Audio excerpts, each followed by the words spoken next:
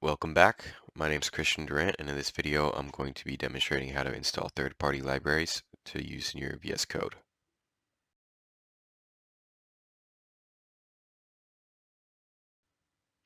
So let's begin. Once you open up your VS Code that we installed in the previous tutorials, let's begin by pressing Ctrl-Shift-P to open up this little text menu here and type in Create New.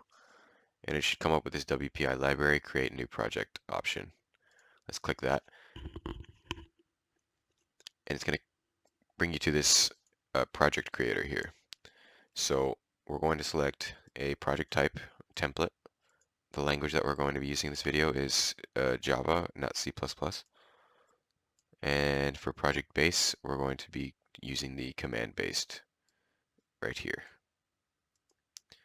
For this, I'm going to be using this projects folder to store our projects, but you could select anywhere on your computer to store the projects.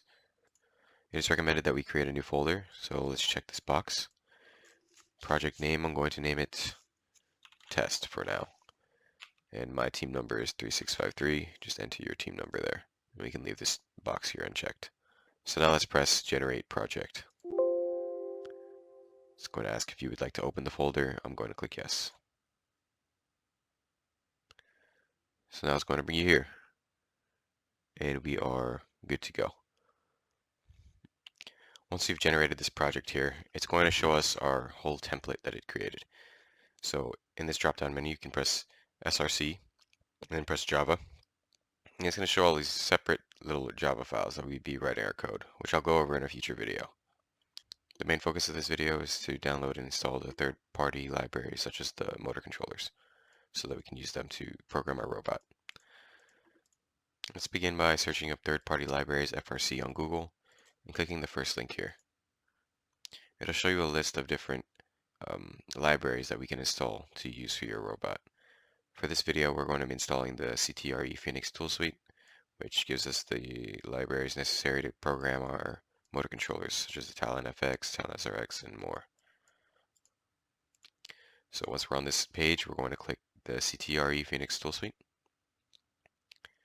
And here it's going to bring you to the CTR electronics page, where we can actually install it. Here it says the installer. I'm going to click Archived Installer. And that's going to bring you all of the downloads here, where you can install the installer, or download it rather. So I'm going to click the latest version here, the CTRE Phoenix Framework Installer. Just install it to anywhere you would like on your desktop. Now we get to wherever you downloaded the third-party library and extract it. The CTR Phoenix framework here gives us an installer here, so I'm going to double click this and run it.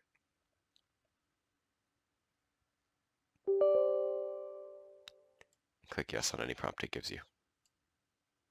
Just run through the installer and leave everything as default.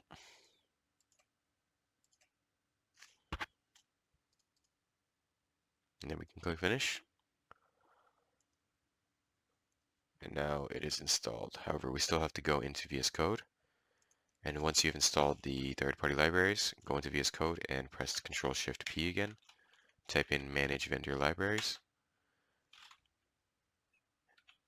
Install new libraries offline. And then it should come up with this CTRE Phoenix here, or whatever third-party libraries that you installed. So you're going to click that and then press OK. It's going to be this little confirmation here. It is recommended to run a build after a vendor update. That's completely fine. We can just press yes.